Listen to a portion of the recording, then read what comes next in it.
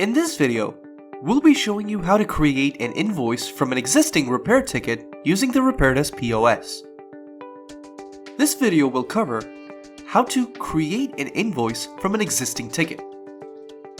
Let's begin.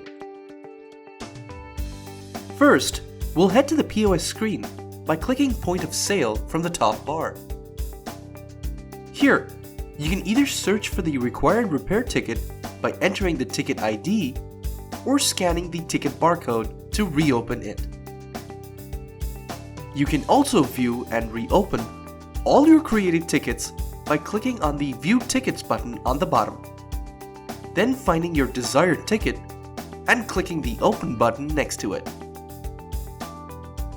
You'll now see the items from the ticket in your POS cart. Next, click the Checkout button to proceed to the payment window. Here, you can have your customers either pay the invoice in full or collect a partial payment from them for the total invoice. Once the payment is complete, click the Confirm button to complete the process and create your invoice.